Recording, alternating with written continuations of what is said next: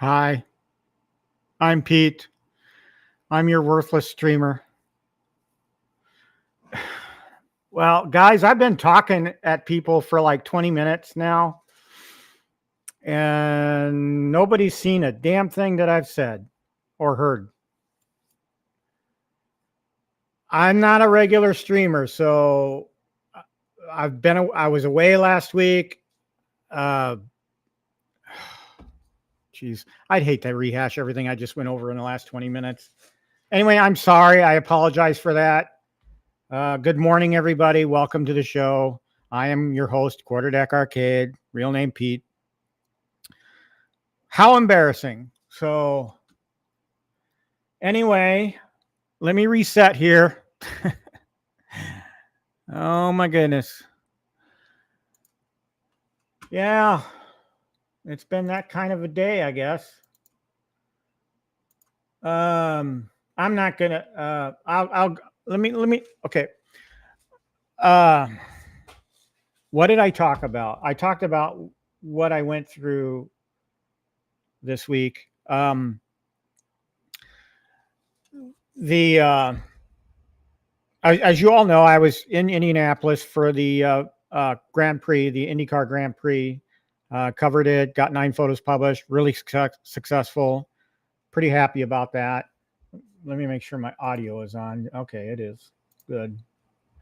And pretty happy about what happened that weekend. So just a show note, I will be gone again this next weekend for the 500. So I'll be down there covering it again, and hopefully I'll be successful. Although photo opportunities are limited because you don't move around as much as you do for the Grand Prix, and I'll be stationary in turn 4. So if you watch the race next weekend, I'll be in that little area, fenced in area in turn 4 behind the road course, part of the road course that runs through the infield. I'll be in one of those photo areas shooting turn 4. And so that's next weekend. So the show I won't be doing a show next weekend. Anyway, today is Indy pull day, so I'm sporting the Indianapolis Motor Speedway T-shirt to support my track and support the IndyCar drivers that'll be going for the pole today. If you don't know what that is, yesterday they qualified. They all did 4-lap qualifying, and the top 12 get to go on to today's qualifying session to go for the number 1 starting spot. And I believe it's still a 4-lap average that they'll do. So that'll kick off at 3 p.m. Central, 2 p.m. Eastern, 3 p.m. Eastern, 2 p.m. Central. And then practice is going to start here in about 30 minutes, 11 a.m. Central, 12 p.m. Eastern. But I had a good weekend last weekend. I'm going to go over some of the photos I took really quick because I just got done doing them once. Began my trip with my usual stop at White Castle. I overdid it and regretted it later. As those of you who have eaten White Castles before know that they're sometimes referred to as gut bombs, although I love them, so I don't care. I overdid it by eating too many of them. And so this coming trip this week, if I do stop there, I'm going to get a lot less than I did last week. So I regretted it in the evening, but the trip started with that. Got my credentials. This is the credentials building outside of turn 1 at the Speedway. Media center, mural, on the first floor elevator, then media center banner. This room is where all the reporters sit and type their stories and do their podcasts and all that kind of thing. This was early in the morning on the day of the Grand Prix, so nobody was there yet. I kind of get there first before anybody else. Other side of that room, this is the 4th floor of the media center. Down on the end there is where the press conferences are given. They bring drivers up there to do press conferences, and reporters will ask them questions, or photographers will stand there and take the photos that they want to get for their papers. This used to be a cafeteria for everybody in the media. However, they stopped doing cafeteria and just bring in box lunches now. So a lot of this space has been converted to podcasters and radio and what have you. So they were set up in here on the day of the race. This is the famous pagoda. Everybody gets a pagoda shot when they go to the track. I get one every year. Me in front of the pagoda. Parking lot. As you can see, hardly anybody's here yet. And then me geared up, ready for action.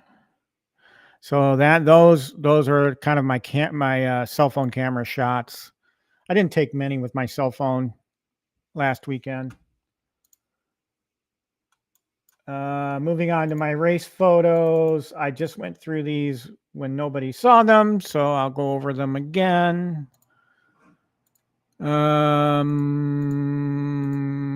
So this, a little backstory to this. I wasn't going to cover this race. This is a kind of like a minor league series event before the main IndyCar event. But I wanted to shake off the cobwebs. My photo gear doesn't get a lot of use any other times other than races. So I wanted to shake the cobwebs because there's a certain technique to shooting race cars, and I wanted to make sure I was back in the rhythm. So I decided to shoot this race, and I got out to my spot in turn 1 just before this incident happened. This particular series is a USF 2000 series. It's a feeder series into IndyCar, eventual IndyCar, and so they're smaller cars and smaller tires, different tire. Actually, I believe these are Cooper tires on these rather than Goodyear, or actually IndyCar uses Firestone. So that car got put on. The driver was okay, by the way. That car got put on the wrecker and taken back to the garage area for this series. These two battled 1 and 2 for the lead over many laps, and they wind up wrecking. So, well, one of them winds up wrecking, and you'll see that here, pretty spectacular. Just some passing action in that corner. This is turn 1 of the road course at Indy. For the oval, it's turn 4, but it's turn 1 for the road course because they drive the opposite direction. These two again going into that corner. Then this sets up what eventually happened to the 2 car. For many laps, these two had been over braking in this corner, trying to beat each other into it. And as you can see from the tire smoke, but this winds up happening. The two car winds up flipping. What happened was their rear wheels touched, and that sent the 2 car up into the air, and his nose got pushed into the grass. And from there, the flip was on. So once you get into the grass like that, you're going to flip. It's just gravity, really. And then, he flipped like 2 or 3 times. So it was a wild ride. This particular photo got published. The composition, the editor loved because there were cars, one in the grass, one on the track, and then the car flipping. So he liked having the cars together like that in the shot. So that one got published. But I took a series of photos in this event. And as you can see, it was kind of a wild ride for him. He wound up landing on the side, but then the car settles.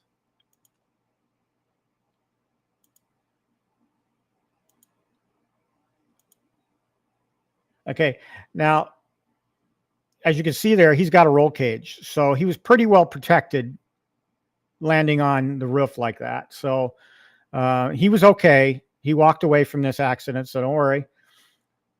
But as you can see here, the safety team which is the best in the business, I think, the AMR safety team. And then there's an IU doctor, this doctor right here. That's an IU medical doctor. There's one on every corner of the speedway. So whatever incident happens, these guys can respond to it fairly quickly. And if a driver's in distress, there's a doctor there that can handle whatever. And I can tell you from experience, I mean, well, not from experience, but from my past knowledge. James Hinchcliffe. James Hinchcliffe, years ago, coming out of turn 2, wrecked mightily, and a part of the car went through his leg and into a major artery, and he would have bled out on the track and died had not one of those doctors been there. So that IU doctor, I forget his name, saved his life that day. James Hinchcliffe is retired from the series. He continued racing. He recovered and was able to race, for a few more years, but then he retired and is now an NBC broadcaster. So he's okay. But that day, these guys really save lives. They really do. And as you can see here, they're trying to flip the guy back over, and they do. And then he gets out, and IndyCar talks with him a little bit. He's fine. Probably a little disappointed. And then the safety crew puts the car on the lift and takes it out. And that's the what's left of that car. And I did see that car later. They do a good job of cleaning these things up for transport. Later in the day, it was after the IndyCar race, I walked past this garage, and they were just taking this car apart, taking care of any leaks. And I wish I'd had my camera gear out. I would have taken a picture of it. But yeah, so that's those photos. I'm going to check over the chat here. Oh, yeah. Everybody's laughing. Yeah. By the way, I did welcome everybody, even though you didn't see it. Danny, thanks for being here. Zero Redux, thanks for being here.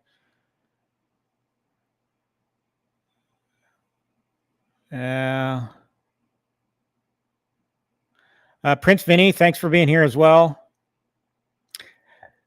Yeah, Danny, as Danny well knows, I get caught all the time with my audio not on. And this is a new one for me, not actually starting the stream.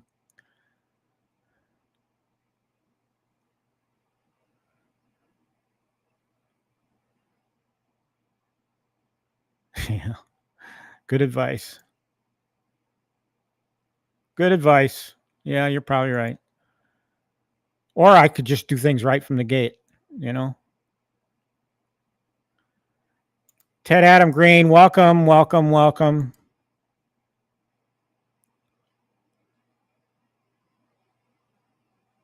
I'm trying to get through it. I went through almost everything before I started talking arcade stuff, so.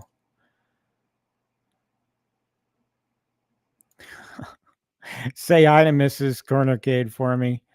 I got a story for her, and she'll probably sympathize with me. I had a bad day yesterday. I had a really, probably one of the worst days I've ever had yesterday, and I'll talk about that in a second. Oh, yeah. PD7, welcome. I messaged PD7 earlier in the week. I did make a trip to Synergy. I think, Synergy is, when their success at receiving Arcade 1-Up a pallet on pallets probably has to do with the centered around the holiday season. So you're probably going to see a lot come into Synergy, I don't know, January, February timeframe. But now their stock is whittled down to almost nothing. And what they do have is repacks, and I might make them an offer. They still have an X-Men that's a repack that looks like it's missing its stool. So I will throw a bone to them and see if they'll bite at it, because it's been sitting there for a while. But what they have is nothing I'm interested in right now.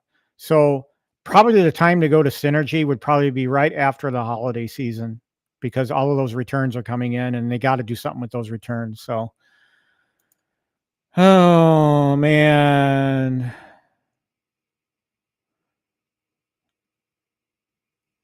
Yeah. I sold my racing rig. I don't have Ridge Racer anymore. I got rid of it. As you all know, I had some bills that I needed to pay. So Ridge Racer went. So yeah.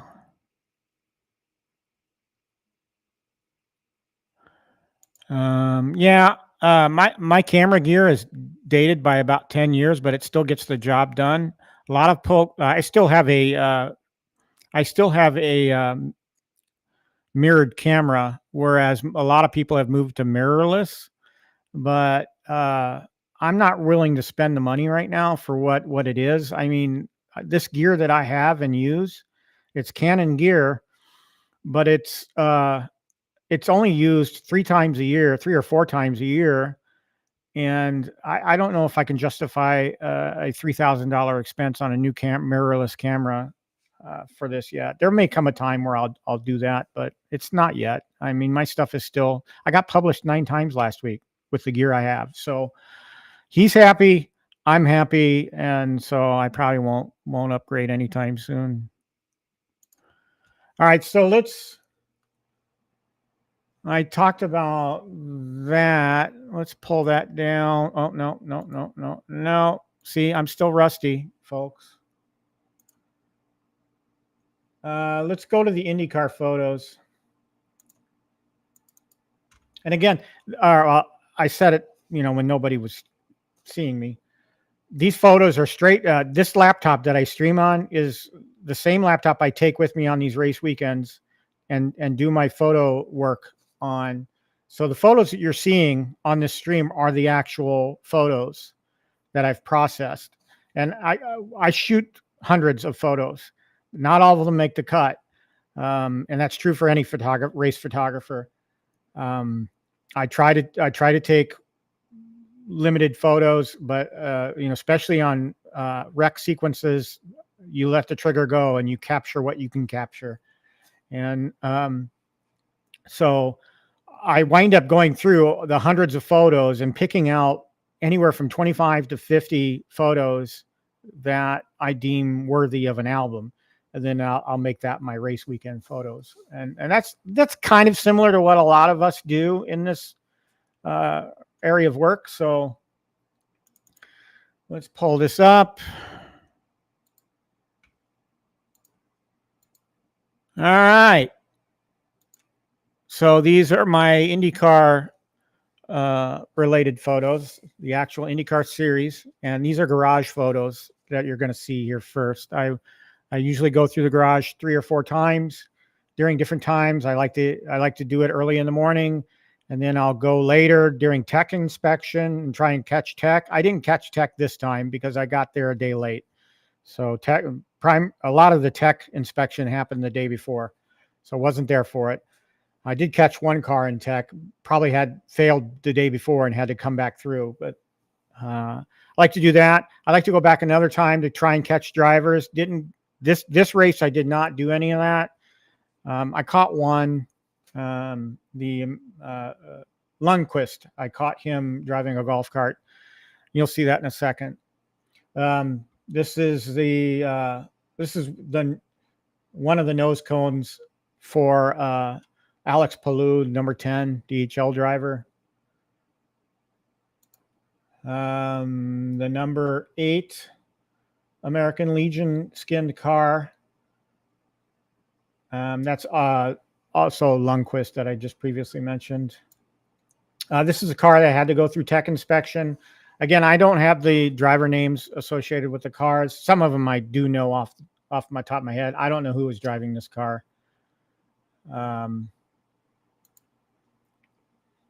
But this is the Will Powers entry. If you're familiar with IndyCar, Australian driver. This is the car. This is the actual tech. The tent behind this building is also tech inspection. So they go through that tent first, and then come into this area. And I'm not quite sure exactly what's done in which tech area. I'm pretty sure I can Google that and find it out, but the light is pretty low in here. As you can see, the photo's kind of washed out, but there couldn't be helped. I can't use a flash because they'll get mad at me if they're staring at a flash. Believe it or not, they will. So I take what I can and clean it up later if I can. Again, the American Legion team, I kind of focus on these guys because I'm a member of the American Legion. I'm a paid up for life member of the American Legion. So naturally, this car gets a lot of attention from me. This is Graham Rahal's entry. This is a photo that I probably shouldn't have shot. They do not like rear end photos. The teams do not like it because they all have custom things that they don't want pictures taken that other teams could see and possibly evaluate. So I tried to get this picture and make it as generic as possible. So you can see certain parts of the engine, but I don't think there's anything in here that other teams could take and say, oh. But generally, that's one of the things they talk about in the photo meeting the morning of an event is don't shoot the rear of the car. They'll get mad at you, and they will. I've actually had in the past, I've had, who was it? Oh, it was Helio Castroneves when he was driving for Penske. I was shooting that garage. Those guys, the Penske guys, they will close their garage doors on you, which actually happened to me because I was standing there and I had my camera up and the guy came over and just grabbed the thing and just pulled it down. So very picky about that stuff. And you just got to pick and choose your shots and be careful. And so, yeah. And here the cars are starting to line up to go out for practice. And they don't actually push them. They tow them with the carts that they have, the team carts. Nose cone rack. There's always 2 spare nose cones per car and 1 spare wing. So if a car has an incident on track, that damages their nose or their wing, they can easily replace them with the turn of like maybe 4 or 5 screws. The bad one comes off, the new one goes on. So every team has this cart. This is the race sponsor sponsoring the, I believe this is a 3-car. That's of McLaughlin. Yeah. So the race was called the Sancio Grand Prix. This is the race sponsor. They sponsored a car as well. Pretty car. I like the color scheme on this car. That's a close-up of his dash. You can kind of see the steering wheel in there, all the electronics on it, buttons and stuff. It's like a video game pad, really, if you look at them up close. There's there you see a shot of the cart that pulls these cars out. A lot of team members ride it out. They put equipment on there.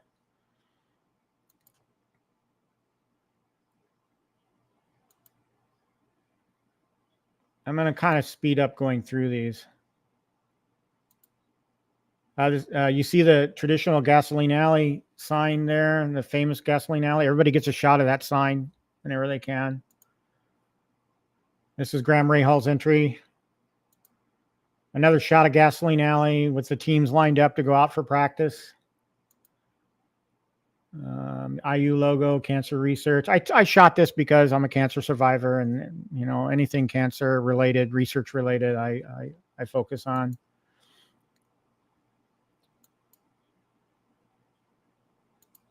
Here's Lundqvist, the driver, the American Legion driver. I got a shot of him heading to his garage.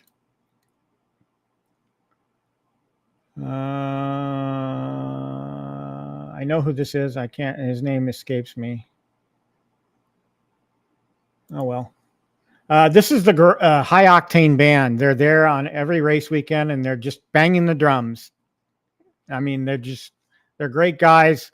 They play great music with only drums. So you would think, it's just drums. Well, you should see these guys. I should have shot video of them so I could show you, but they're impressive guys. They're there every May, and they're even there for the Brickyard, I think. Race photos, actual race. Actually, this was from the warm-up. So this is before the race. So this is Alex Palou, the pole sitter, going. This is a shot looking at turn 2. So I'm standing further around the corner taking these photos. And this is also warm-up. Just some guys getting used to being around each other. And back here, along this fence right here, is where I normally shoot for an oval IndyCar race. So the Indy 500, I'll be over in this area.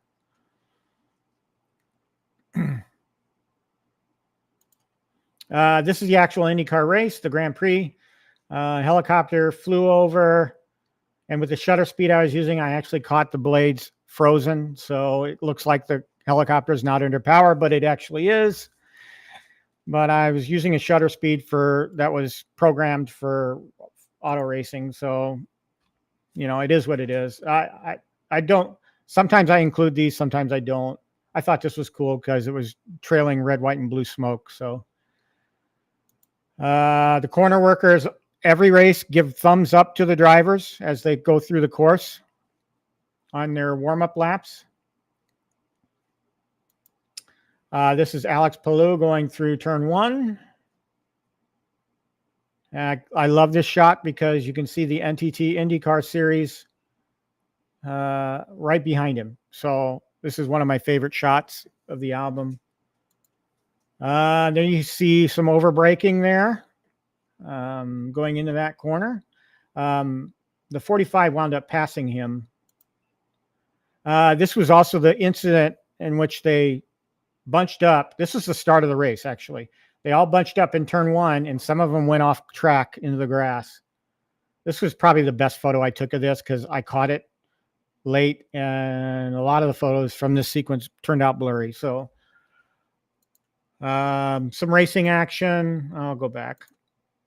I just thought this Prey.com car looked pretty neat with the gold and black. I love that color scheme.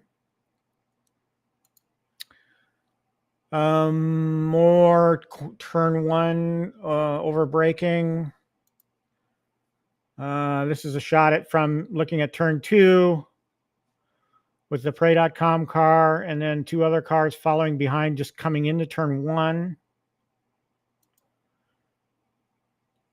More racing action. Mike McLaughlin again. Turn 2 again. This is Alex Palou and Will Power. Now these two exchanged the lead a couple of times during the event. Alex actually overtook him. I believe it was this corner. Might have been later on in turn 7. I'm not sure. But once he got the lead, he never looked back. I just thought this was a pretty car too, with the red and the yellow.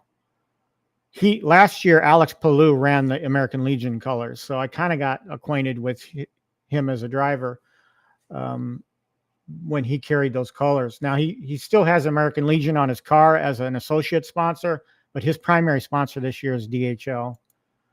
Mike McLaughlin again. I forget who drives the Gamebridge car. I know who it is. I have this picture in my head. I just can't remember the name. This is a shot of the rear. A lot of photographers don't like to get these shots. They feel like they're useless. I think they're pretty cool. So occasionally I'll try to get a rear shot of these guys going through corners. And during the 500, no, you do not want to focus on rear-facing shots because something may happen behind you.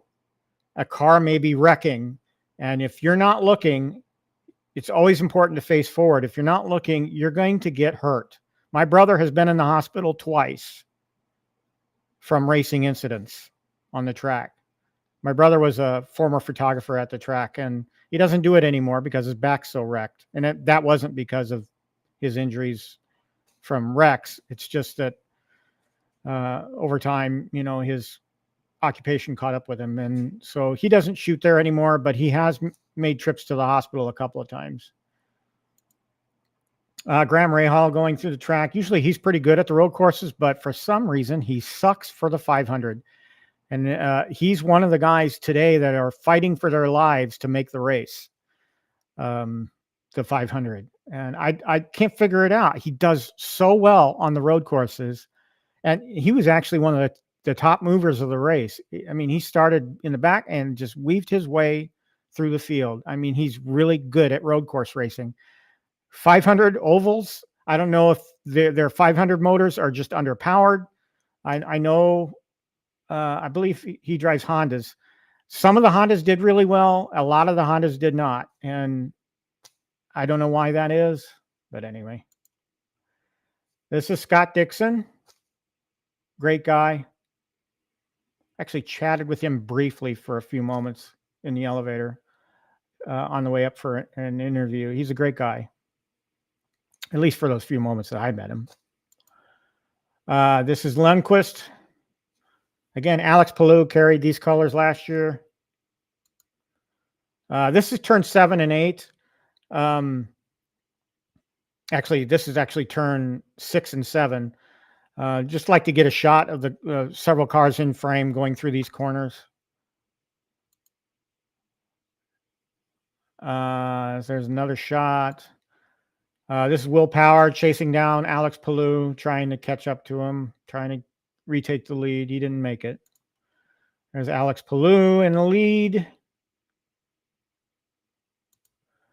And this is the victory lap. So Alex won the race.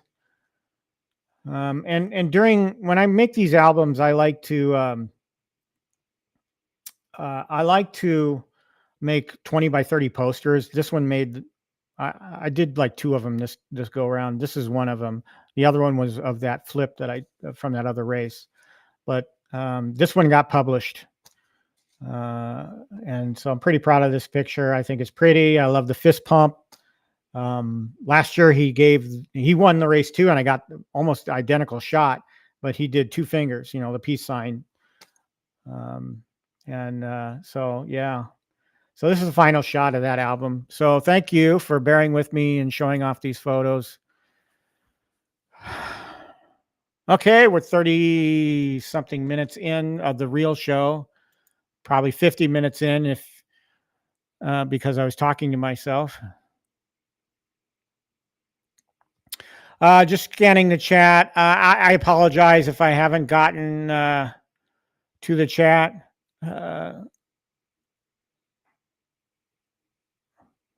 Thank you, guys, for the comments about the picks. I appreciate it, and I appreciate not everybody loves auto racing and cares about it, and this is supposed to be about arcades, but I just wanted to share that.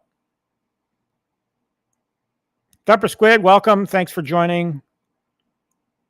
Yes, it truly is a beautiful morning here. I'll talk a little bit about what happened to me yesterday. We've had some really good, beautiful days. So my girlfriend and I decided, we've been in the gym every Saturday morning, running on a treadmill all winter. So let's get outside. So we decided to drive to a local trail. And for you folks in Wisconsin, maybe you're familiar with it. We ran the Bug Line Trail out of Menominee Park. So we like to go there because there are bathrooms available. So we ran that trail. But I will tell you, getting up yesterday morning, I knew something was off. I wasn't feeling great. I was sore all over. My head had the signs of a headache coming. And I just wasn't feeling good. But I knew my girlfriend wanted to go for an outside run. So I sucked it up. And but I was out of my routine because I'm so used to getting up and going to the gym, and I forgot some things. So I was upset about that, and I was off my game, and the run sucked. We ran 10 miles, but it sucked. It just absolutely sucked. I wanted to quit after like the first 4 or 5 miles. it was horrible. But I wanted to stick it out with her and get home because I had to run back to the Jeep anyway. So it was either going to take me 4 hours or 2 hours. So I ran it. And by the end of that run, I knew something was bad. Something bad was going to happen. We went to breakfast after the run, ate all the food, and then went home for a bit. And that's when it really took off. My migraine, by then it was a full force migraine, and I was just dead to the world. So, but we had plans. The gal wanted to go to the car show, the annual car show that Hartford has, my hometown has here, and so we walked there. It's about a mile from my house. So we walked there, and we took in the car show. We got some ice cream, and then we walked back. And on the way back, I nearly collapsed once.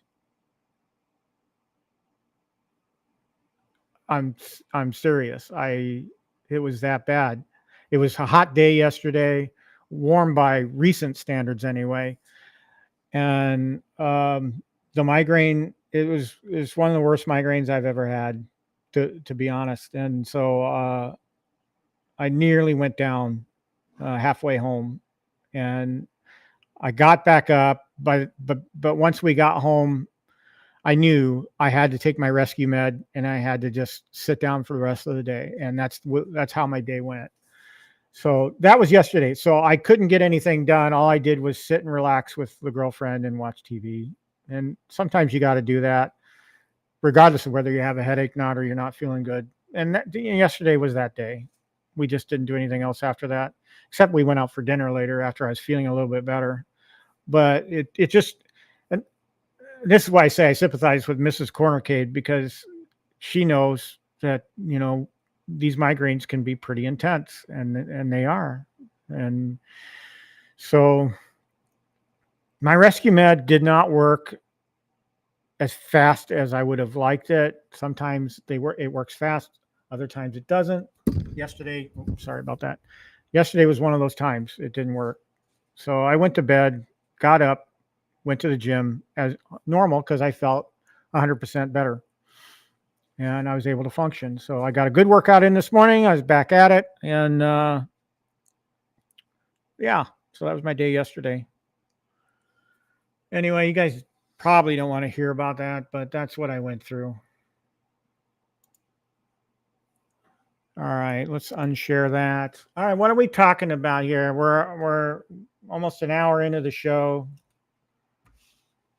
Lots of news in the last 2 weeks. I'm not going to cover everything because there's YouTubers out there that have covered it and probably covered it better than I ever could. So, a lot of people have started buying the Golden Tee Deluxe and getting it. I think, Danny, you're one of them. You're going to do a show, I think, tomorrow night. Just to give a little plug there. I think you've got a show set up for tomorrow night to do that build, and I'm looking forward to it. I'm looking forward to your opinions on the trackball. It will inform my decision because this goes to the other topic, New Wave Toys. I'm kind of interested in what they came out with on Friday. So, so that's happening. A lot of people are starting to receive that. I saw James Hates Everything's review of that cabinet, and his, the way he went with the hand on the ball.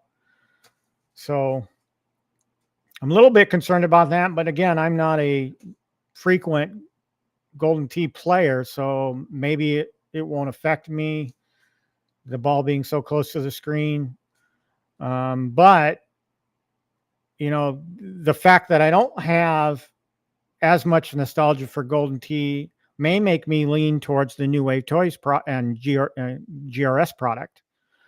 So I have some ideas about a New Wave Toys setup, and we're going to cover that in a little bit. Milestones. I had some milestones. I went over 150 subscribers, and this is the 20th show of Crossdeck. So Yeah, it's been a journey. I apologize for, the absences, but life happens, and sometimes you gotta do what you gotta do. I'm not going to give up going to the track in May. That's something I love doing, and so that takes priority over streaming. So,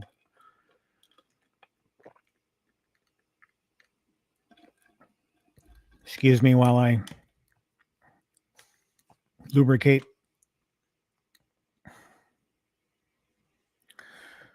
Scrolling through the chat.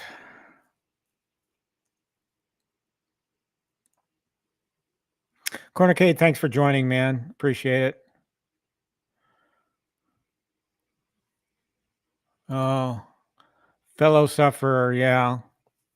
I've been a sufferer for over almost 35 years now. I think was when I was first diagnosed.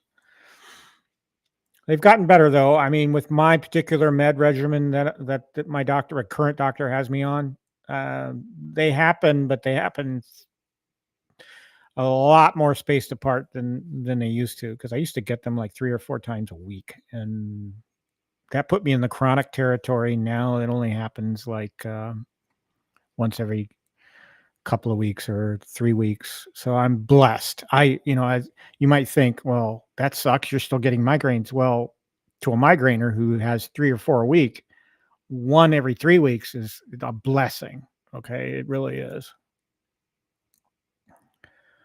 Hydrated. I drink 6 or 7 bottles of water a day. So I don't think that's the problem. I think a lot had to do with my routine and being out of it and being in the sunlight. I'm allergic to sunlight. Really, I mean, not really, but my eyes hate being in the sunlight. Very, very light sensitive. Celtic salt. That's a tip I've never heard. Should try that.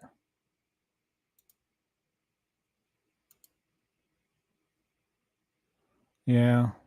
I'm a lot better now. And when they happen, yeah, they pack a wallop. But I'm a lot better than I used to be. Hey, welcome to the show. This is a new name I haven't seen before. Big B73. Welcome. Thank you for tuning in. So let's get to some subjects here. I know you all kind of had to sit through my auto racing stuff, but and I'll be back there again next week. Again, I won't be doing a show next weekend because I'll be in Indianapolis again for the 500.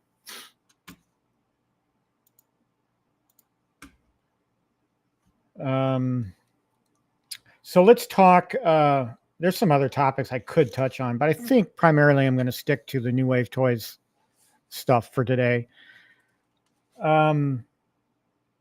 So I have for a long time hem and hawed about whether or not I was going to go down the route of collecting 1/6 or 1/4 scale arcades. So 1/6 would be the New Wave Toys stuff, and quarter arcades would be Numskull. And both companies do awesome work. I own products from both lines, and they are both awesome, or at least they look awesome. I haven't unboxed the New Wave Toys stuff yet, so we're going to do that today. But because I had at one point, because of this hemming and hawing of whether or not I was actually going to get into it, I had my New Wave Toy stuff up on Marketplace for a while for sale, and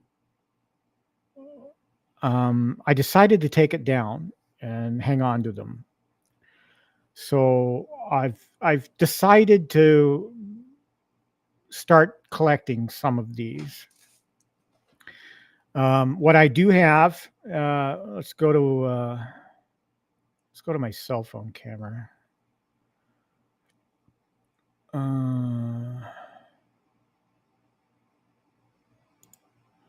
So this is my cell phone camera right now. As you all know, I went through a purge recently, so my arcade was looking a little thin. So I decided to set up a little table for quarter scale or 1/6 scale arcades. Now, this is very bare bones. I just did this today. So, and you can see too that I brought the TV back into the arcade, and that'll probably set Danny off. But I brought the TV in. I just wanted to fill up the room again. You know, it was looking pretty bare and pretty depressing. So I put the table in there this morning with the TV, and I'm gonna unbox the New Wave Toy stuff. And I moved my Dig Dug Numskull arcade over to the other side there, and I'm gonna make this a little display area for these scale arcades. Now, what's next, right? I mean, so you've decided you're going to do this, right? So what are you going to get next? And I've had some thoughts on that. I would like to get the Pepsi machine on the Numskull side. That'll probably be my first purchase. I do want the Space Invaders too, and I'm kind of worried that that's going to sell out before I'm able to get one. So maybe I'll get the Space Invaders first and then get the Pepsi. On the New Wave Toys side, I am probably going to pre-order the Berserk. So that'll probably be my next purchase in that line. Now let's talk Golden Tee. So as you all know, you've probably seen the content from other creators.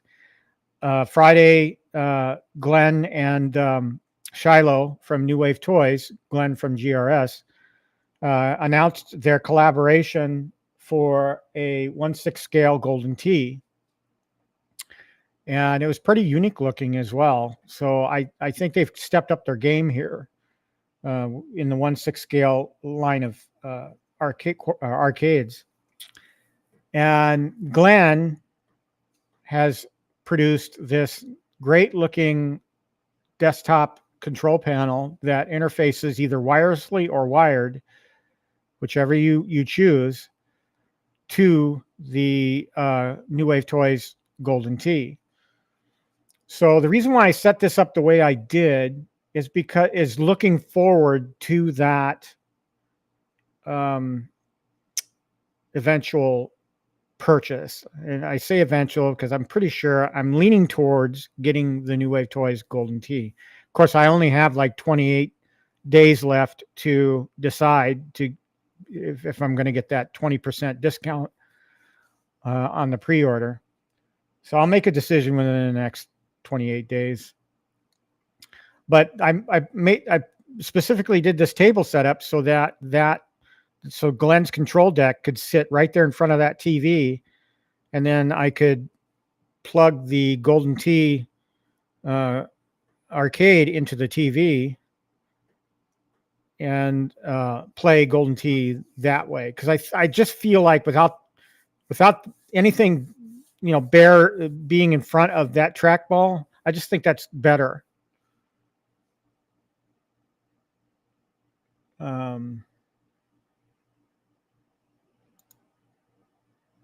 So yeah, and you can kind of see my new setup here in this camera angle. I moved the Legends Ultimate against the back wall, and I had moved the Marvel Countercade next to my Defender, but then I just kind of bookended the table that I just set up with the quarter arcades. So as you can see, that makes the at least the border of the room more filled out, at least temporarily, until I get some more stuff. And then what I'll probably do going forward is, as I get new cabinets, they'll fill in the middle area again. So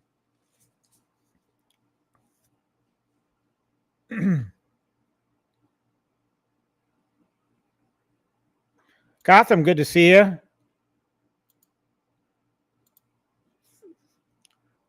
Thanks for stopping by. Appreciate it.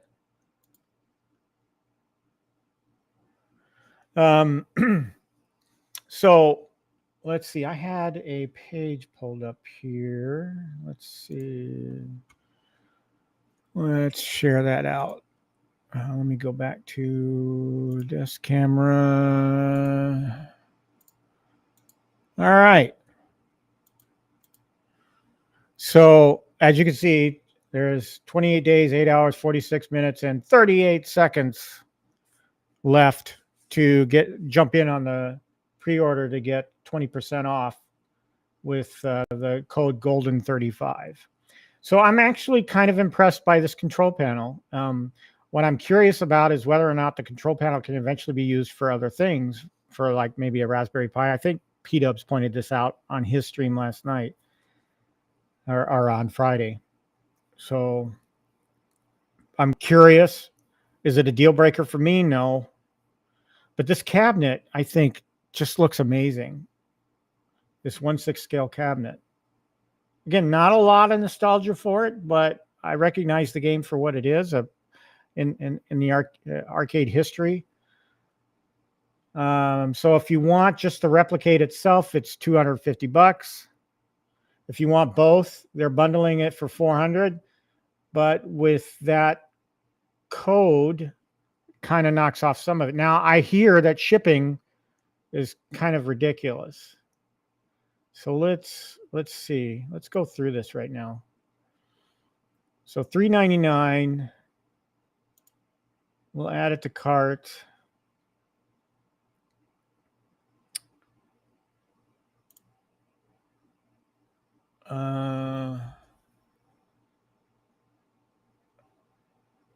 It won't calculate shipping unless I put it in an address.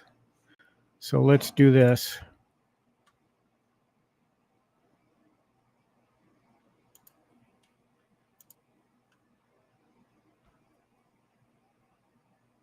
Okay, so shipping for me would be $75, or well, 74 and a quarter. So that takes the price. Well, let me put the discount code in.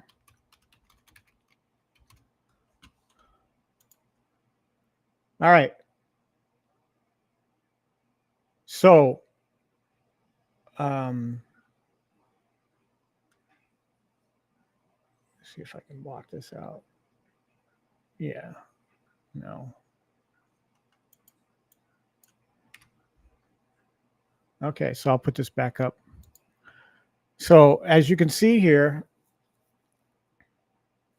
with the discount code of Golden35 and my shipping, and it's different depending on what area of the country. I hear P-Dubs mentioned on his Super Gamer Dudes that for him it was only like $50 because I mean he's in Arizona, California is where these are shipping out of. So he got a better deal on shipping. So it depends on where you live. So for me, 74 and a quarter with the code, that brings the total price to just under $400. Now, is that worth it to me for this setup, for the control panel and the 1/6 scale? Yeah, probably. Because I'm right now, I'm thinking about getting the Golden Tee Deluxe. And that's on my list of arcades to get back into the arcade. So am I going to buy that, or am I going to buy this 1/6 scale? And I'm leaning towards getting this 1/6 scale with the control panel, primarily because of the ball action, and plus I want to support Glenn because I really love Glenn's products. So that ball is something I'm really interested in seeing because I know what I went through with the Golden TXL. I didn't like that ball action, and a lot of people didn't. Some said it was fine. For me, I did not like it. So anyway,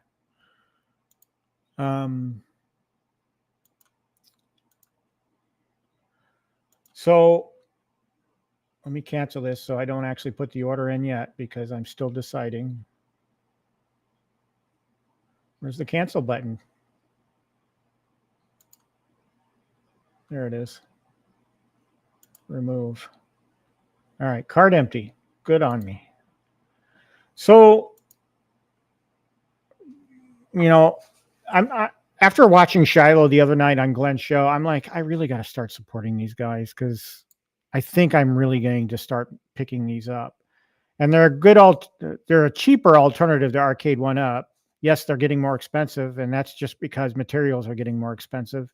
They're not greedy companies. I don't think Shiloh to me doesn't seem like, I think he really loves providing these for the community. It shows. So do I get,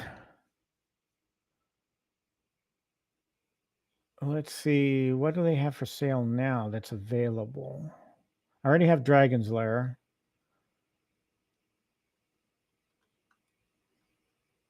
I'm thinking I want to get a charge machine for them.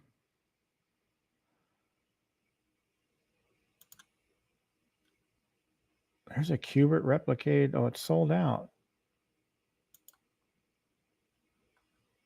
Okay, what's on there? Okay, so I want to get some of these carpets.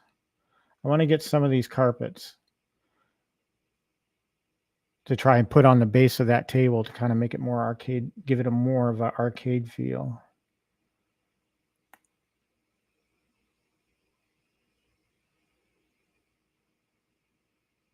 Yeah, the shipping, I 74 bucks to ship what, a 20-pound package just doesn't seem right. I mean, Arcade 1-Up, I think they charge like $100. I could be wrong about that because it's been a while since I bought direct from Arcade 1-Up. Oh man. Anyway, I'm deciding what my next purchases from these companies are going to be. I'm thinking right now, I'm leaning towards Berserk because I have a lot of nostalgia for that game. I think it would be a great addition to my little small arcade. And so I'll probably pick this up and get some pads to go along with it. And Shiloh mentioned the other night on Glenn's show that this carpet, the Dirty Donnie dually carpet, and then the UV pads are compatible. I mean, they're very compatible. So I might buy some of those. And the Coke machine is an option as well. I'm thinking about that. I might go Coke machine first before, well, I don't know. We'll see. Because he said on the show that there's a few Berserks left. And so I may go the Berserk route first. But that's New Wave Toys. And then you've got Quarter Arcades from Numskull. And I don't know if any of you have any of the Numskull products. I have one. I have the Dig Dug. It's amazing. Both of these companies do really well with attention to detail. So let me know in the chat if you are thinking about getting a reduced scale arcade like a 1/6 or a quarter arcade anytime soon, especially the Golden Tee. Let me know if you're on board with that and if you're thinking about getting it.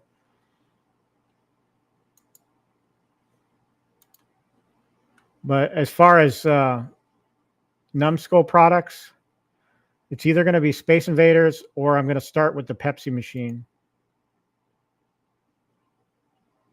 Because I want the Pepsi machine. I'm a big Pepsi drinker. I used to be. I don't drink too much soda now, but growing up, I was Pepsi through and through. Kind of like P-Dubs. And I might get the 7-Up as well because my mom was big into 7-Up. I kind of want to honor my mom.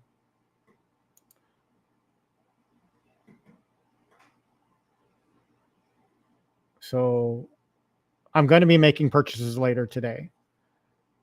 It's either going to be, I'm only going to get one thing because I don't want to spread myself too thin. So I'm going to get one thing and I'll decide what that is, whether it's a Numskull product or a New Wave Toys. Probably going to lean towards New Wave Toys because I want to support Shiloh. I appreciate his appearance on Glenn's show and being so transparent. I want to reward that with a purchase. So if you're like me and you appreciate people, leaders of companies that just, they get it. Shiloh seems like he gets it. And so I want to reward that. So I will. Some other items that I have on my list to talk about. One thing that stuck out to me, and this is totally off the scaled arcades topic, but I noticed that Buy Stuff came out with a reduced or a budget back box for the At Games Legend HD. And I'm kind of thinking about that, but in looking at the price online, it's not too different from their regular back boxes. And I know they do their back boxes in batches. So I don't know if they're currently producing their regular back box or not. But I seem to recall it was upwards of $500 to $600 in that neighborhood, that price neighborhood. I do have the budget back box here. I don't know.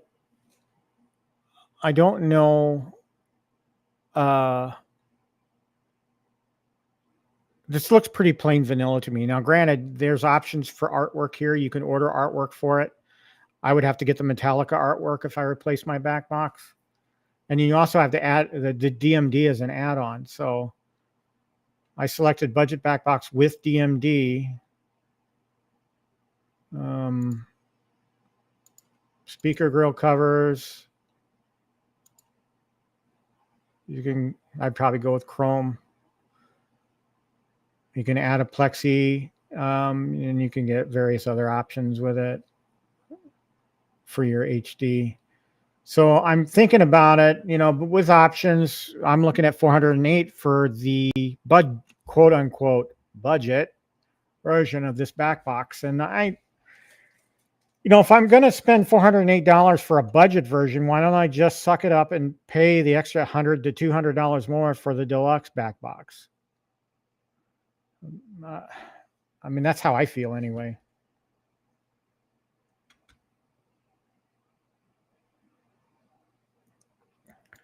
Yeah, Zero, this is probably true. Probably true. One of the reasons I'm interested in this is because I'm thinking about sticking with the HD and staying away from the 4K for now. I like my HD. I like the games I play on the HD. It suits me well, but I do want to spruce it up a bit with a better back box. Do I want to go that route rather than paying full bore for the 4K? Yeah, and I do also need to still buy a PC for it for OTG. I want to go into that as well. So it's going to get pricey no matter what I do, really.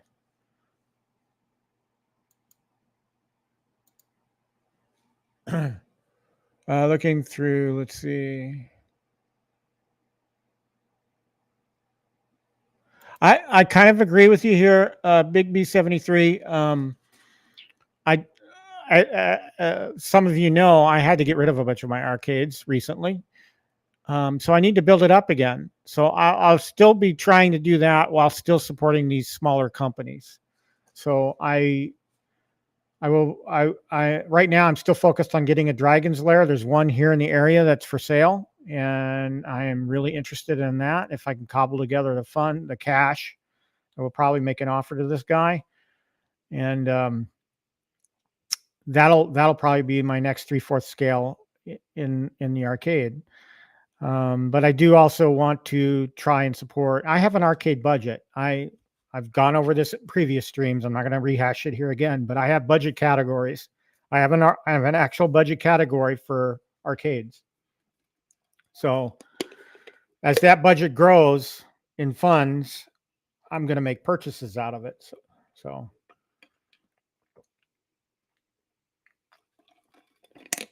there's enough funds in there right now to make a direct purchase from New Wave Toys. So probably looking at doing that. So, but I do agree with you. I'm not going to lose sight of my quest to fill my arcade with 3/4 scales.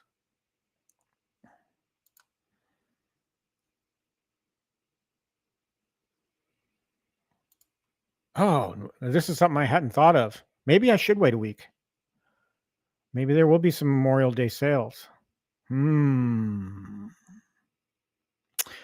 Zero, you've given me something to think about. Now, granted, I'm going to be out of town next weekend, so if sales hit, I'm going to have to rely on you guys to let me know. And so I can jump on and make purchases from my brother's house while I'm in Indy for the 500.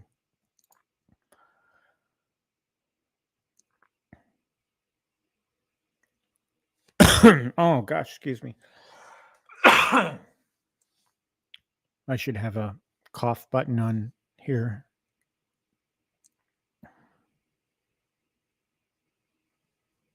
Just looking through the chat. Okay. But anyway, yeah, the buy stuff back box and the ad games. I may not go the budget route. I may just go the full blown route. But again, these purchases aren't cheap anymore. So you got to kind of pick and choose your battles. And this was in the news, or this is in the buy stuff news this week. So I thought I'd bring it up. I think it's a good idea for those on a limited budget, but still, it's still $400 anyway. So I really need to find a regular back box. Let's see if I can find it. No, I'm in the arcade 1-up section. Deluxe back box 2.0. So yeah.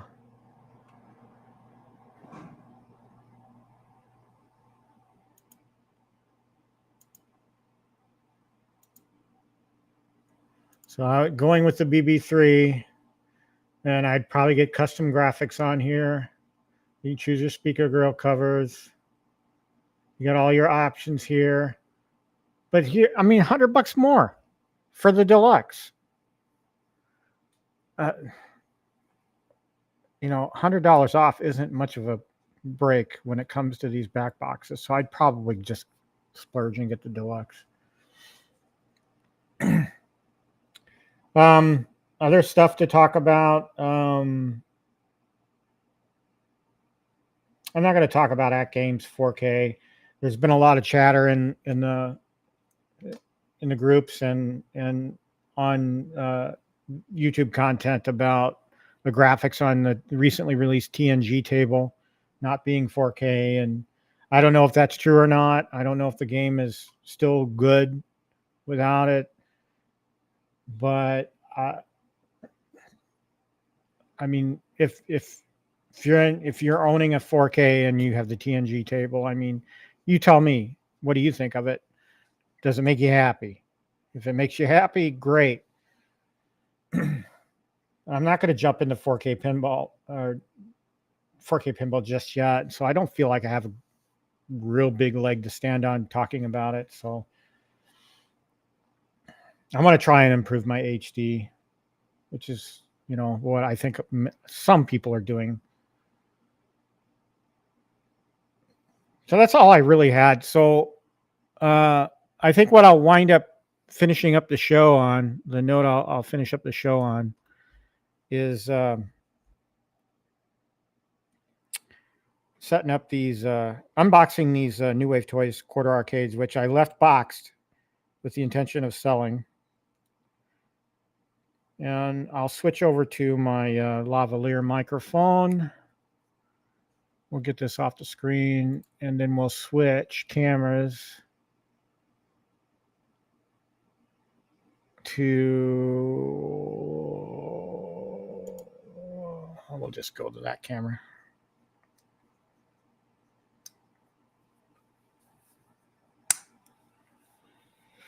All right, let's switch audio sources. Testing 1, 2, 3. I'm now on my lavalier mic, and we'll turn on the house lights.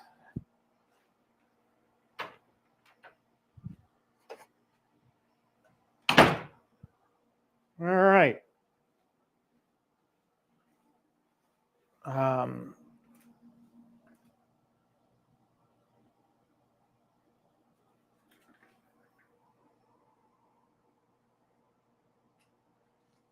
Oh, 0. That's awesome. Brand new Berserk. Yikes. I would have bought that too, I think. Yep. Hard to pass up on deals, especially when they're pretty pristine looking. Like I couldn't pass up on that Mortal Kombat that I found in Synergy, but okay, so here we have my Dragon's Lair. I believe this is the black edition because it has the black molding. They had a couple of editions. Then I have the Space Ace. Here I have Numskull, my Numskull Dig Dug. I have this one fired up. I love the artwork and the design of the Numskull products.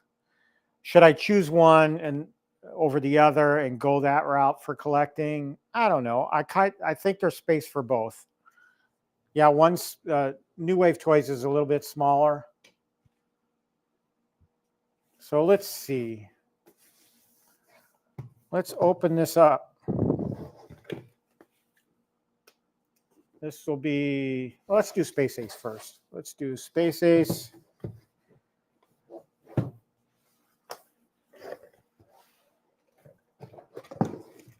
So what do we got here? We have the manual. There's a laser disc.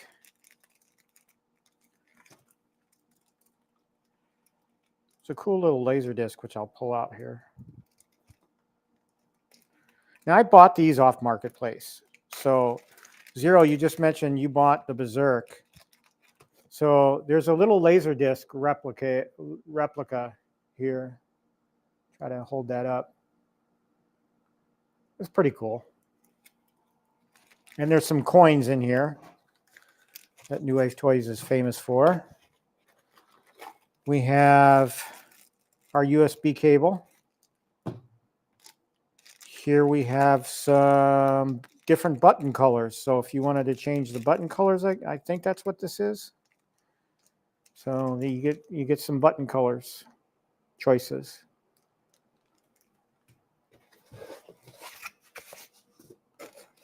And then we have the actual unit itself.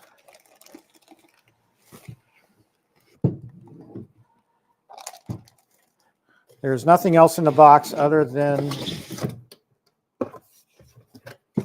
the packing material.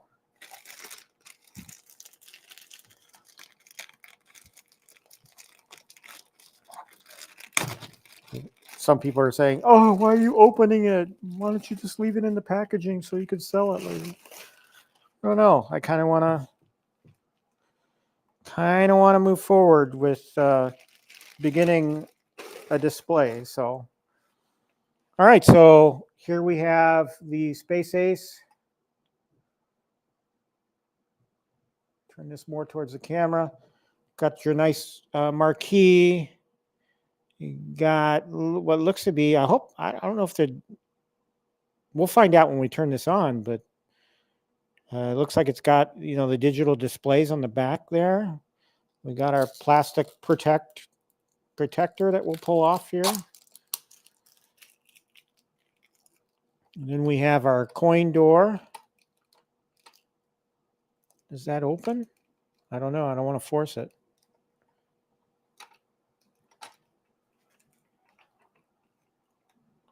Got our joystick, button action.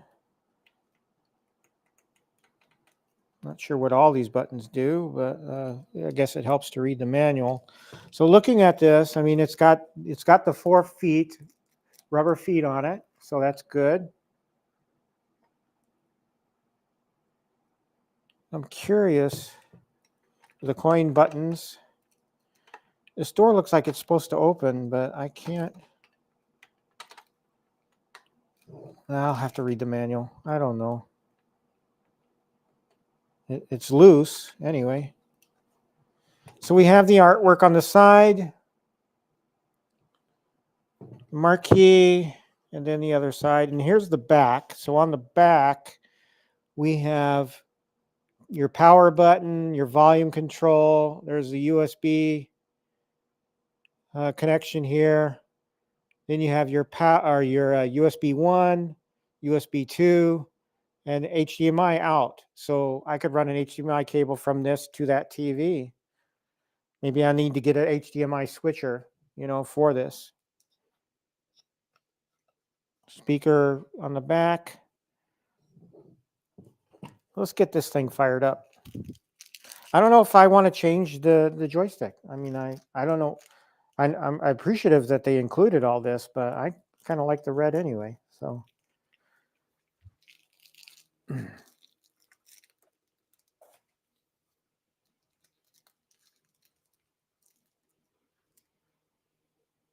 Hi, Anthony Joseph. Welcome to the show. I appreciate it. Thanks for stopping by. Zero, thanks for stopping by. I appreciate it.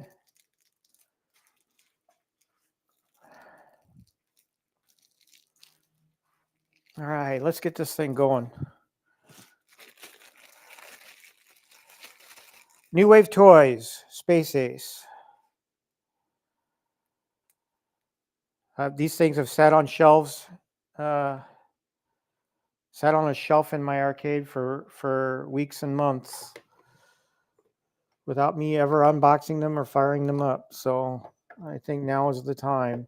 I don't know if I'll have enough room here or enough cable, USB cable, to, yeah, see, live TV. How do I solve that problem? Extension cable. I've got a couple.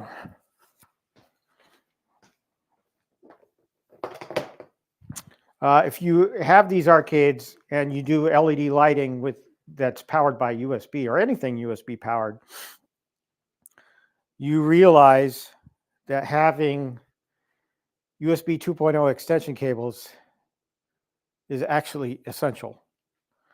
And I buy these in bulk from Amazon. I buy the Amazon Basics version of the USB 2.0 extension cable.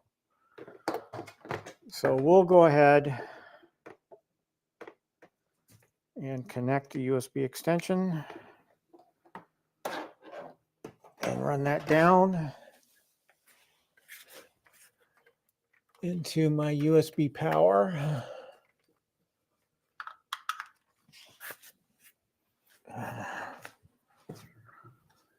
And let's fire it up.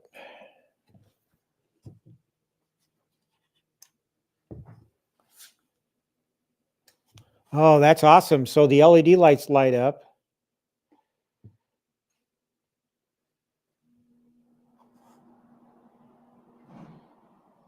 New Wave logo. Replicate Amusements presents. Digital Leisure. Dragon's Lair. Let me check the volume on this and make sure. Oh, there it is. Space Ace, defender of justice, truth, and the planet Earth. Ace is being attacked by the evil Commander Bullock. Hold your fire! No way, Orville, buddy. That's awesome. I love this attract mode. Destroy the Infanto Rays. Defeat the evil Borg. I'll try and zoom in here a little bit.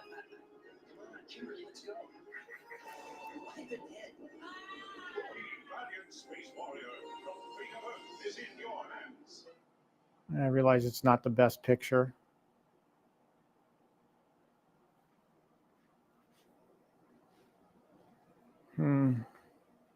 Wonder if I could get that.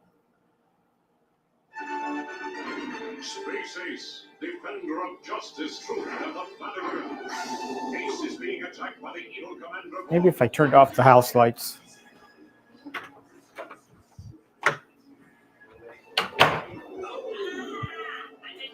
Nope, still not any good. Oh well. Struggle with dexterity to regain his manhood. Destroy the infernal rays. Defeat the evil dwarf. Bear with me, I'm trying to adjust. The valiant space warrior, the fate of Earth is in your hands. Trying to adjust the camera.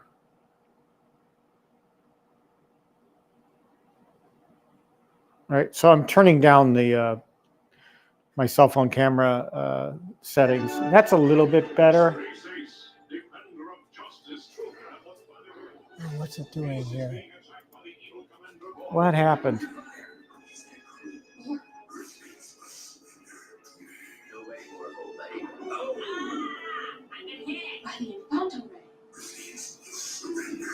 Oh, I done screwed up my camera. Struggle with dexterity to regain his manhood. Destroy the infernal rays. Defeat the evil dwarf. Come on, Kimberly, let's go. I've been hit. The valiant space warrior. I'm getting there, but is why? in your hands. Oh, no, you guys don't want to look at my ugly mug.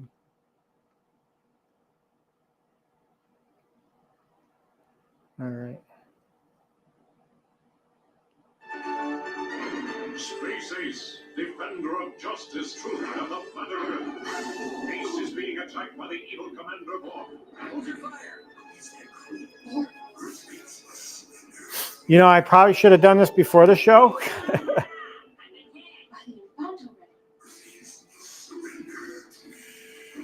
Struggle with dexterity to regain his manhood. Destroy the infernal rays. Defeat the evil dwarf. There. Let's try that. Let's go. I've been hit. The valiant space warrior, the fate of Earth is in your hands. That's better. Now you guys can get a good picture and shot of the attract mode.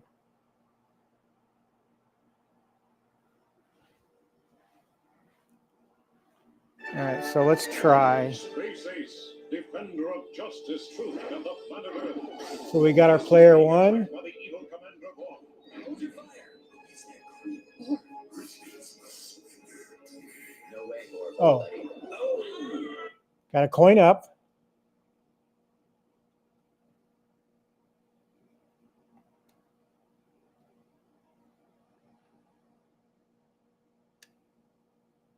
Oh.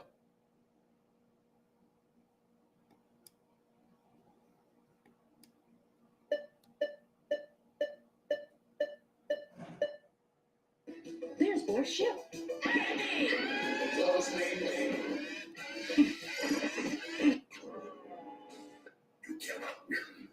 Oh man, it's been a while since I played this game. I'm dying.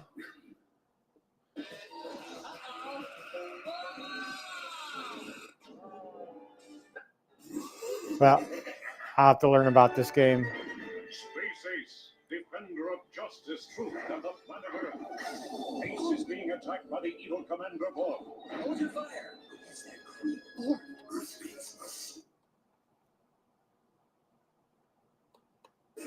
Oh, so there's an options button here too, where you can change screen brightness, game audio, attract mode, audio, number of lives, marquee is on, and screen blanking. So you can turn on screen blanking if you want. That's pretty nice.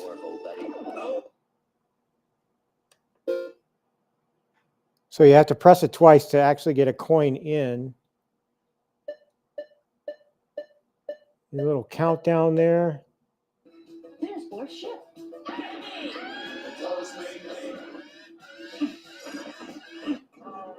Yeah, see, I'm no good at this. But it looks great.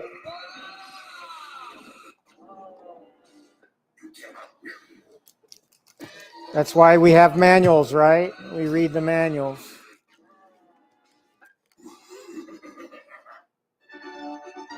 Space Ace, defender of justice, truth, and the planet Earth. Ace is being attacked by the evil Commander Bob.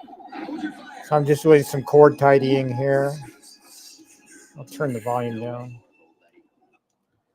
Just turn the volume down, let it run.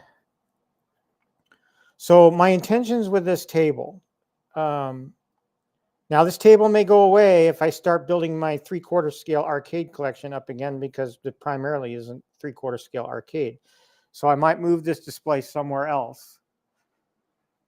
Let me turn the brightness and zoom out a little bit. Bring the brightness up. All right, so you know, I'll put some arcade flooring down here, reflective flooring. I'll get some of the New Wave Toys carpet for this little display. I don't need those, so we'll stick that in there. Probably do want to keep the manual out though and review that. So what do we got here?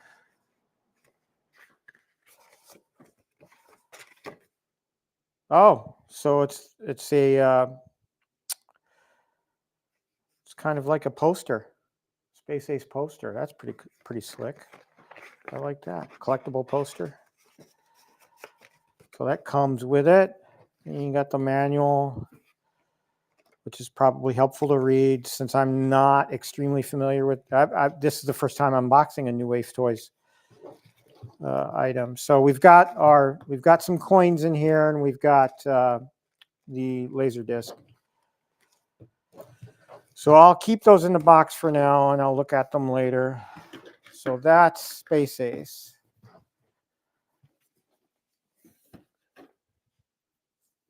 So we'll move that off to the side here. Oh, I'm going to put this back in the box. And we'll do Dragon's Lair. And, you know, this kind of fills out my arcade too now because, you know, I've lost so many. So this is just something extra that I can have on display until I build my collection back up. So now we'll move Space Ace off to the side here and leave it running. So here we have Dragon's Lair now. So again, we've got the manual, got USB. This one was previously opened from the guy I bought it on Marketplace. I'm going to look at chat here.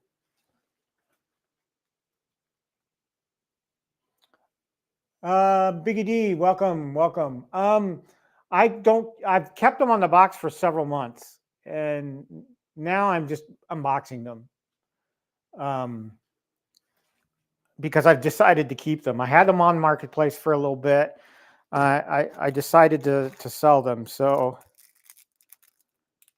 there's a little, looks to be like a 3M magnet in this Dragon's Lair box. This particular box that I bought off Marketplace, this was previously opened, so I think I'm missing something out of it. The guy said he opened it just to look at it, but he didn't do anything with it. Well, I'm here to say I think there's supposed to be like a laser disc, a replica laser disc with this Dragon's Lair, and I think he may have taken it out and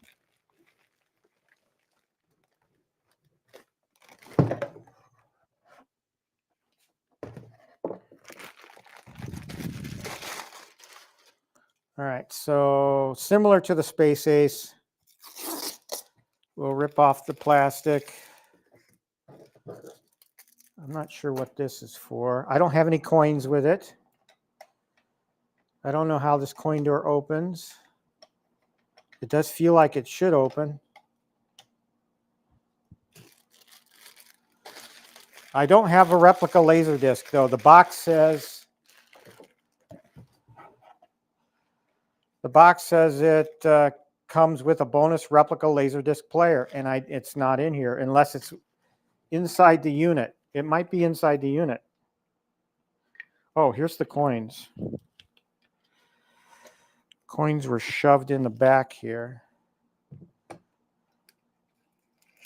Yeah, there's the coins. So we'll put that in here in the box and save it. So any of you that have these or have the Dragon's Lair, can you tell me?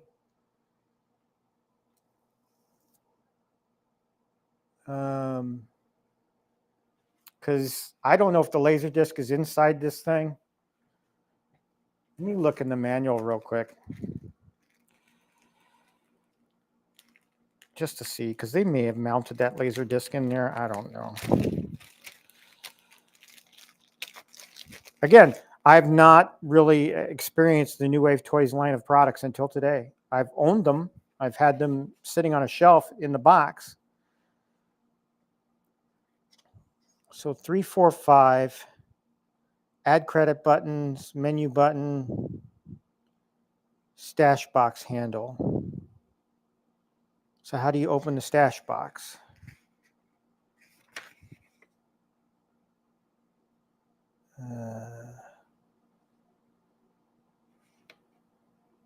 How to open the coin door. Hey, reading the manual helps. I got to get over here to the light. Set your finger in between the coin door and the key. Add pressure away from the coin door to pop the door open. Do not twist the key or pull on it too hard as it could rip off. Yeah, see, I've tried to make that mistake.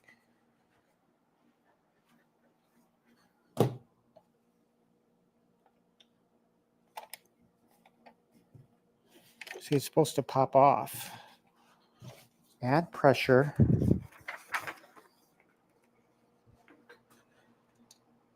Set your finger in between the coin door and the key.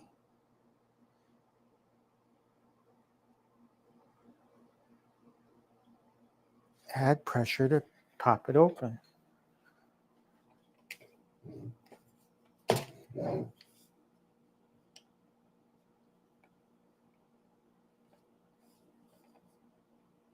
Oh, that's it.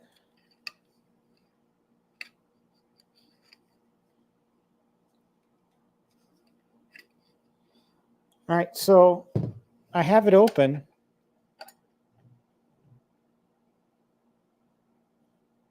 No laser disc player. So I don't know where the laser disc player is for this Dragon's Lair. It wasn't in the box. So I'm thinking this guy took it out that sold it to me, and I'm without. So, oh well.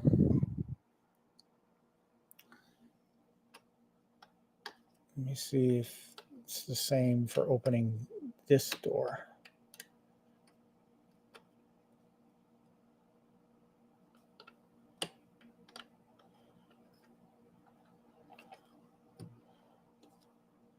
Yeah, I can't get it open. Oh well. Let's fire this baby up, get the show moving and finished. It's been going on too long. It's been a long morning and I got stuff to do. So let's get this fired up.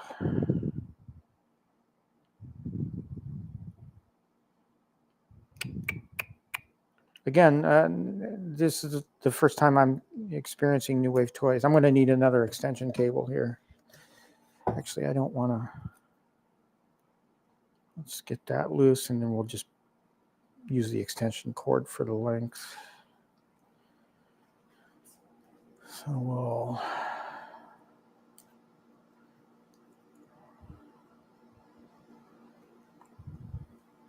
wrap that up. We'll go get an extension cord. Again, these USB extensions are awesome. The 2.0 extensions from Amazon. I buy them in a 10-pack because I know I'm going to use them. So.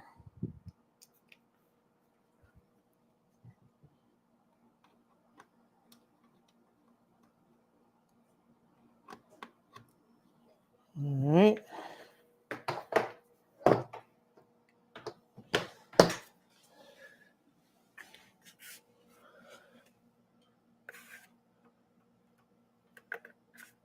And I'll plug that one in.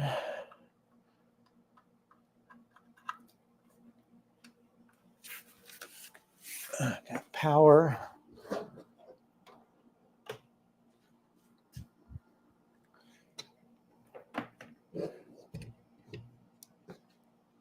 And let's power it up. I'm going to zoom in here.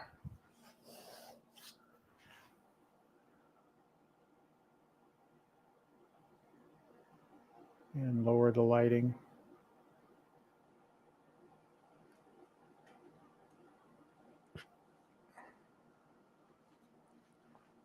Let's fire it up. Now this one has a physical switch, whereas the Space Ace was kind of like a toggle.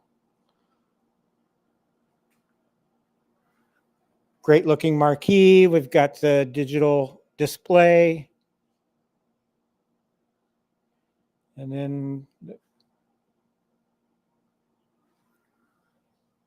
same on the back. We've got 2 USB ports and an HDMI port. That's a little different. Where's the volume? Dragon's Lair, a fantasy adventure where you become a valiant knight on a quest to rescue the fair princess from the clutches of an evil dragon. Great looking monitor. You control the actions of a daring We've got 2 buttons. We've got through the castle of a dark wizard. our coin up buttons. Treacherous monsters and obstacles. And we have this, a similar setup screen. We've got screen brightness, game audio, attract mode audio, Dirks per credit, marquee, difficulty level, joystick sound, screen blanking.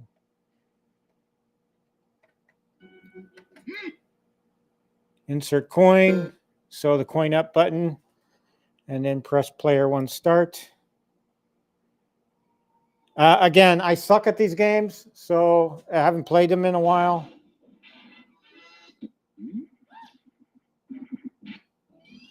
Yeah, and that died.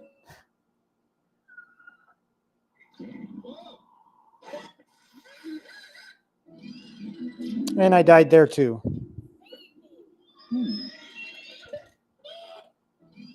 And I died again. So see, these games just take a while to learn the patterns and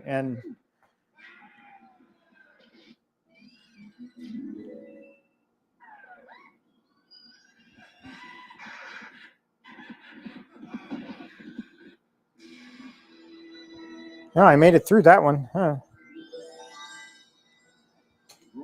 So there it is. Just having them on and as part of this setup is great for an attract mode display.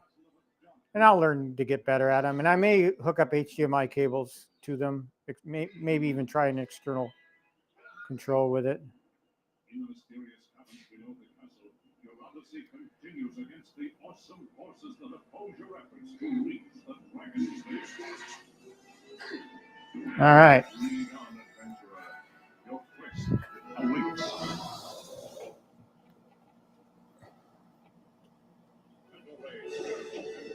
Defeat the evil boy. Hey, Bart. Come on, Kimberly, let's go.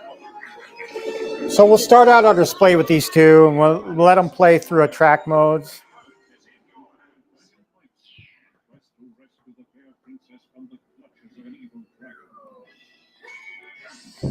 You control the actions of a daring adventurer finding his way to the castle of a dark wizard.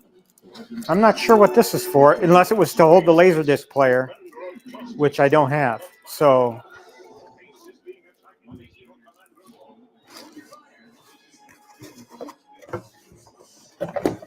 it's a good start to my quarter scale and 1/6 scale display. I'll probably keep Numskull on this end, and probably keep New Wave Toys down on this end. So since my arcade is kind of lacking right now, setting up this table for these, I think, is a good thing. I can work on adding to them over time.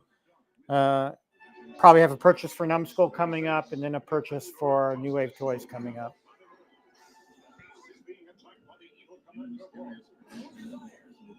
So we'll turn the volume down on these and get back to the show. And we'll wind things up. All right, so we're back on the main mic. Let's go back to the primary video. So apologies for the start of the show. I screwed it up. Still new at this, even though I've 20 shows in. And so I very much consider myself an amateur. So let's wind things up. I've been on for almost over an hour and a half now. So things are looking up in the arcade community. I see some good things happening. I'm still a little bit concerned about Arcade 1-Up, but they've gone through some changes. So let's give them a chance. And I'm still rebounding from having to sell a bunch of my cabs. I'll get back up to full strength, soon. I do want to get a full 3/4 scale Dragon's Lair from Arcade 1-Up, and whether I do that new or whether I buy the one off Marketplace, we'll see. So anyway, thanks for joining. I really appreciate it. If you haven't done already, hit the like button and the subscribe button. I appreciate it. Again, I went over 150 subscribers. I appreciate each and every one of you checking out my content. I'm just a guy turning on a camera once a week and sharing my thoughts on stuff. And I appreciate you hanging around and joining me on these Sunday mornings. It's fun to do. Again, I won't be back next week. Next week, I'll be at the 500 in Indianapolis.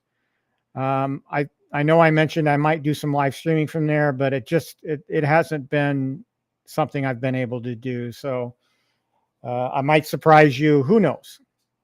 So next week, no show. I'll be back the weekend after. So until then, have a great and safe week. Be awesome. The weather's turning great. Get outside, enjoy the weather. Be active, do some steps, whatever it is you want to do, just do it. Be happy and safe. And I'll see you in 2 weeks.